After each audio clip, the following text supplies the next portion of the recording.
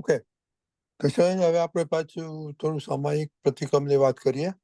હા, હજી last વીકનું continuation છે કે આપણે ટાઈમ મળે ત્યારે આપણે અરીસાની સામે આપણી ફાઇલ નંબર 1 સાથે વાત કરવાની કે શું ચાલી રહ્યું, શું નથી ચાલી રહ્યું, કેમ આવું થાય છે ને કેમ નથી થતું, ઠપકો આપવાનો ને પણ સારી રીતના ઠપકો આપવાનો, એવું બધું ચાલી રહ્યું છે. તમે તમારો એક્સપિરિયન્સ કહો ને એને વધારે પ્રકાશ પાડો.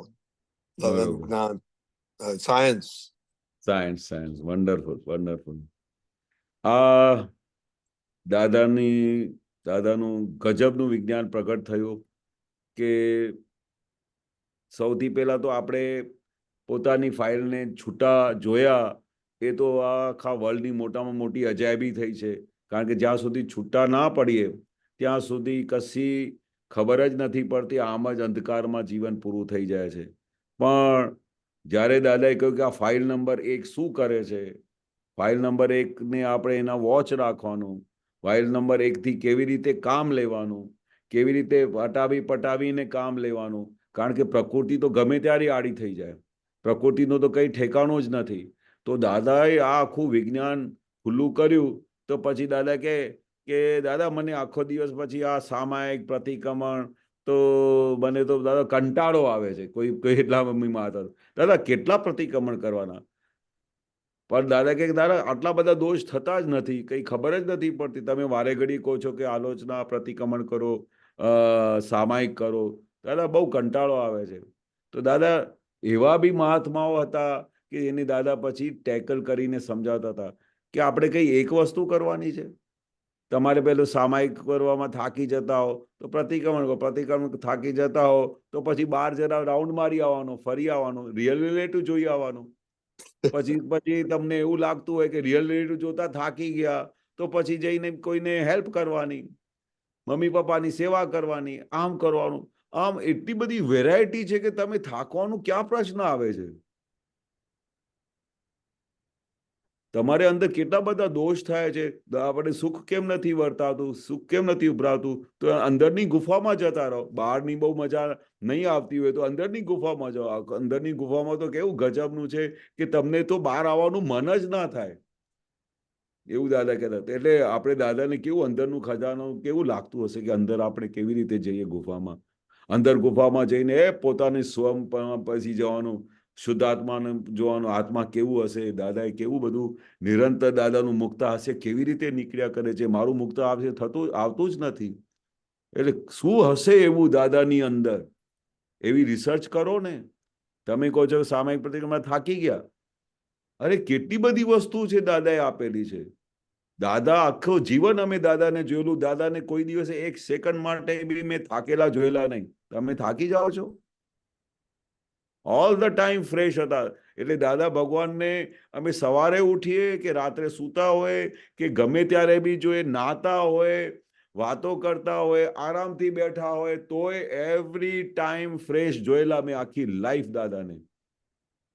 કોઈ દિવસે થાકેલા જોયેલા નહીં. અને તમે કહો છો પ્રતિક્રમણ કરીને થાકી જઈએ છે, કંટાળો આવે છે, આ શું છે? એટલે હજુ બી તમને આ ઇમ્પોર્ટન્સ દેખાતું નથી દાદાની વસ્તુનો. જ્યાં સુધી આખો વિજ્ઞાન, દાદા એવું કહેતા હતા કે જ્યાં સુધી તમારે અંદર અહો નહીં થાય ને ત્યાં સુધી દાદાને તમે ઓળખી જ નહીં શકો. આખો વખત તમારે અહો થવું જોઈએ કે ઓહ, હું કેટલો પુણ્યશાળી છું કે મને દાદા ભગવાનના દર્શન થયા. અહો, દાદા ભગવાન મારા જેવા માણસને તમે દર્શન આપ્યા. વેચવા જાય તો ચારાનાય ના મળે, તમે એવું કહો છો. આવી રીતે આખો દિવસ અહો થવું જોઈએ કે હું મારો કેટલો પુણ્યશાળી છું કે મને દાદાની વાત સાંભળવાની મળી, દાદાના દર્શન થયા, દાદાનું આખું વિજ્ઞાન મારા હાથમાં આવ્યું અને સીધું મોક્ષનું સિક્કો વાગી ગયું. કઈ જેવી તેવી વાત છે? આવી રીતે દાદા શું કહેવા માંગે છે કે તમને એક એક વસ્તુની એની વેલ્યુ હોવી જોઈએ, એની ઇમ્પોર્ટન્સ હોવી જોઈએ. કારણ કે જ્ઞાની પુરુષે આપેલું છે કે કઈ શાસ્ત્રમાંથી લખેલું નથી, કોઈ કિતાબમાંથી દાદાએ વાંચીને આપેલું નથી. સામાયિક શા માટે કરવાનું, પ્રતિક્રમણ શા માટે કરવાનું, એના માટે બહુ જબરજસ્ત સાયન્સ છે આખી. જો સામાયિકમાં તમે ના બેસો હા, તમે આખો દિવસ સવારથી લઈને સાંજ સુધી તમે જુઓ તમારું રૂટીન પ્રમાણે કેવી રીતે આખો 24 કલાક વીતી જાય છે. અને જ્યારે તમે સામાયિકમાં બેસો ને, હા, ત્યારે તમને અંદર ખાને ખબર પડે કે ઓહો, હું ગઈ વખત સાંજે 4 વાગે મારી બહેનપણી સાથે વાત કરતી હતી, તો એમાં મારું કેટલું બધું માન આમાં ખેંચાઈ ગયું. આમાં મારી શું લાલચ હતી કે મારી વખાણ થાય, હું કેવી બહુ સરસ રીતે કામ કરું છું, મારામાં આ બરકત છે, ફલાણું છે. તે વખતે તો મને યાદ નહીં રહ્યું, મેં તો એમાં શુદ્ધાત્મા બી નહીં જોયા, મારી વખાણમાં જ પડી હતી. સાહેબ, જ્યારે તમે અંદર સામાયિકમાં બેસો તો તમને સવારથી લઈને સાંજે સૂતા સુધીનું એક એક વસ્તુ તમને પકડાય કે કઈ કઈ જગ્યાએ તમારું ઉપયોગ ચૂકાયું, કઈ જગ્યાએ તમે માન ખાધું, કઈ જગ્યાએ તમને લાલચ પડી, કઈ જગ્યાએ તમે બીજાના દોષો જોયા, એક એક વસ્તુ દેખાય. અને તમે કહો છો સામાયિકમાં કંટાળો આવે છે. કેટલા તો મહાત્મા આવીને દાદા કે સામાયિકમાં કશું દેખાતું જ નથી, કારણ કે આપણે પ્રેક્ટિસ જ નથી કરતા. સામાયિકમાં દાદા કે એક વખત તમને 45 મિનિટ કે 48 મિનિટ સુધી તમે સામાયિકમાં બેઠા તો તમને કશું નહીં દેખાયું, તો દાદા કે બીજા દિવસે ફરી બેસવાનું. તો પછી દાદા કે હા દાદા, આજે મને આ એક વસ્તુ પકડાઈ. એક વસ્તુ પકડાતા પકડાતા 100 વસ્તુ સુધી પહોંચી જવાય. પણ જ્યાં સુધી તમે શરૂઆત જ નહીં કરશો બેસવાની, તો ક્યાં દેખાશે તમને?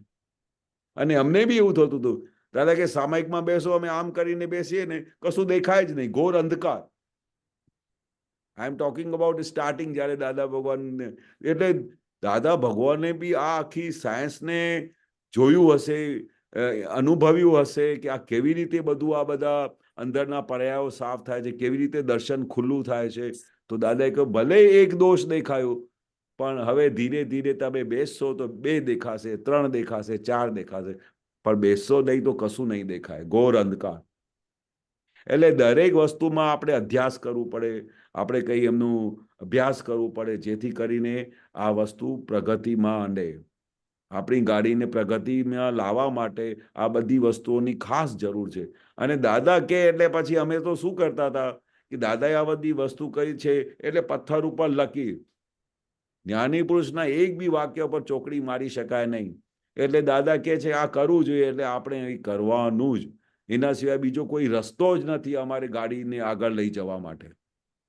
દાદાએ જે વસ્તુ કહી છે કે સામાયિક કરવું જોઈએ, પ્રતિક્રમણ કરવા જોઈએ, આ બધી વસ્તુમાં નિરંતર 5 આજ્ઞામાં રહેવું જોઈએ, આપણે કેવી રીતે આખા જગતને નિર્દોષ જોવું જોઈએ, એ બધી જે વસ્તુઓ દાદાએ કહી છે તે આપણે એવરી ડે અભ્યાસ કરવું પડે એમનું.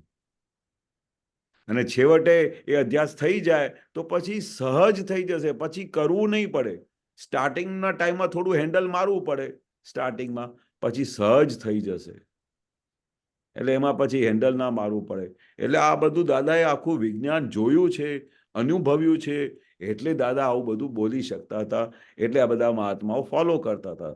અને જે ફોલો કરતા હતા તો તમે એના મુખ પર જુઓ, અને જે દાદાની સાથે આવીને વાતો કરતા હતા કે દાદા તમે અમને શું આપ્યું છે, અમને અજાયબી લાગે છે, અમે તો લાયક જ નથી, પણ આ વસ્તુ અમને અમારા જેવા માણસને મળી છે. પણ નિરંતર દાદા સમાધિ રહે છે, નિરંતર આનંદ રહે છે. એવું ગજબની વસ્તુ તમે આપી દીધી છે.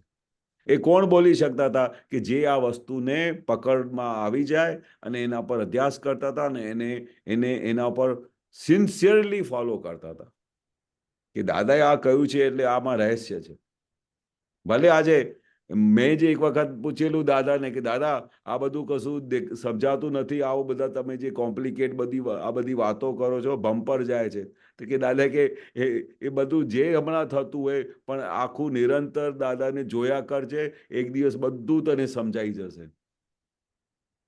એટલે દાદા શું કહેવા માંગે છે, હમણાં ભલે કશું ના થતું હોય પણ ભાવ રાખ કે આ બધી વસ્તુ દાદા મારા પર કૃપા વરસાવ.